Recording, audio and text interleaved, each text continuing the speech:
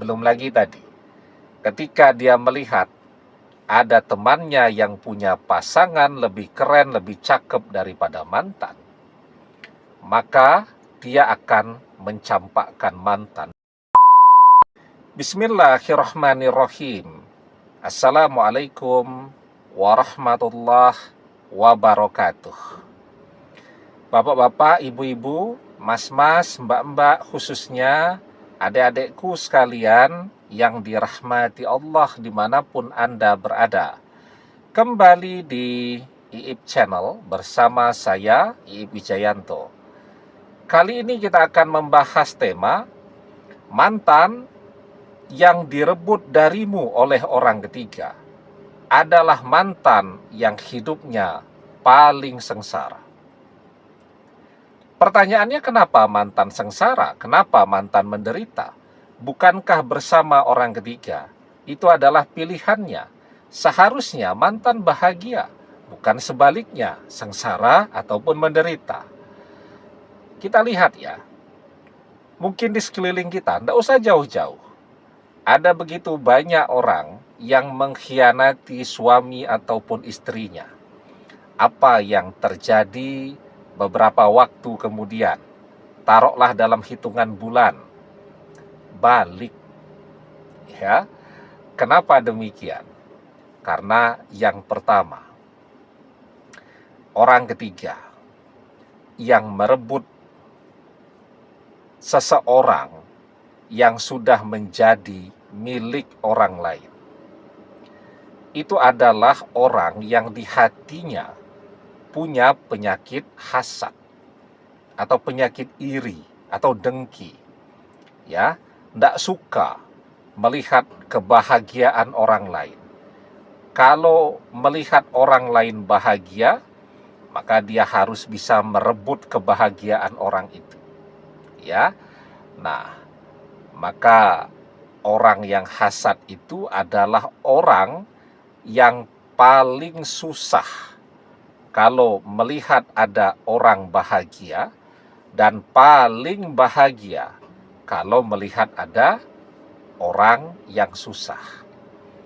Intamsaskum hasanatun tasukhum wa intusibkum sayyi'atu yafrahu biha. Jika kamu mendapatkan kebaikan, maka mereka akan bersedih hati.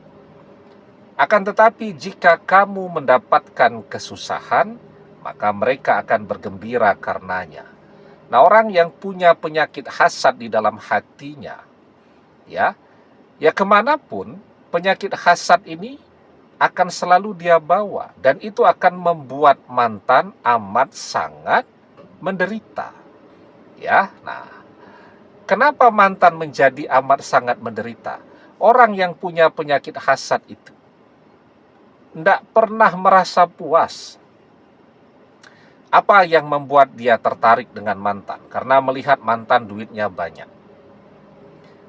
Apa yang akan dia lakukan kepada mantan? Selain dia akan menghabiskan, menghambur-hamburkan duitnya mantan, dia paling tidak bisa melihat kalau ada orang lain yang lebih keren dari dia.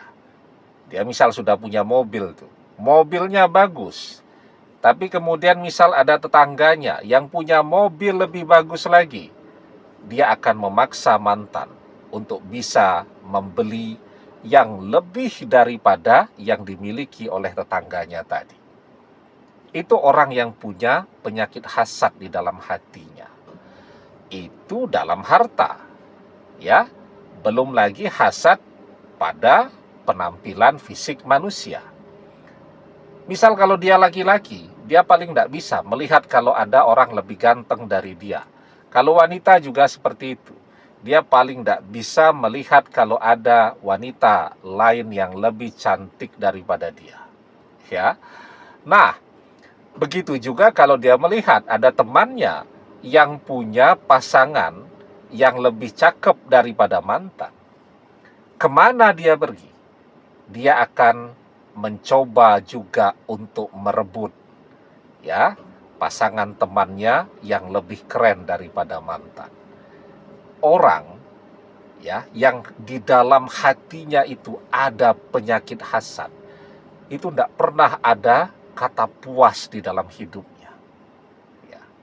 Kurang terus tuh, iri terus tuh. Nah jadi sumbernya satu, penyakit hasad, iri, dengki.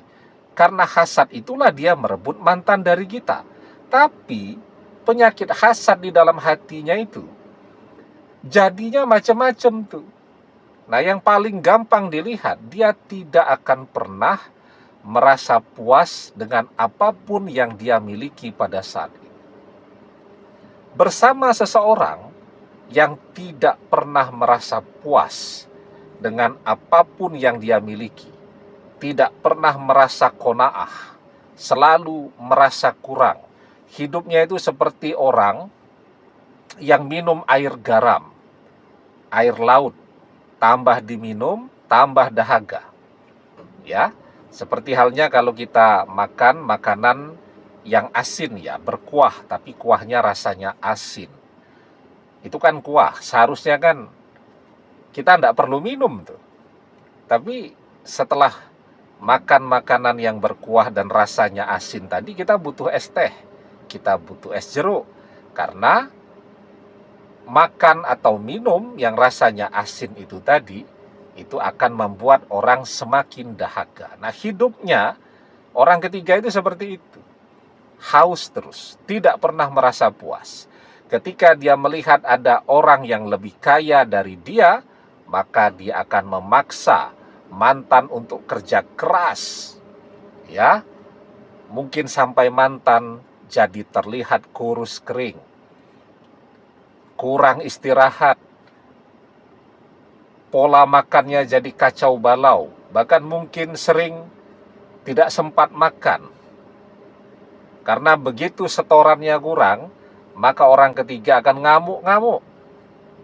Belum lagi tadi, ketika dia melihat ada temannya yang punya pasangan lebih keren, lebih cakep daripada mantan, maka dia akan mencampakkan mantan dan memulai petualangannya yang baru untuk ngejar-ngejar seseorang yang lebih keren daripada mantan.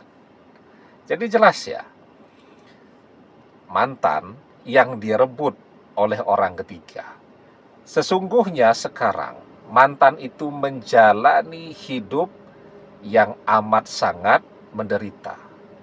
Dia akan dipaksa untuk bekerja melampaui daya tahannya. Karena orang ketiga akan ramah, akan baik, akan terlihat mencintai.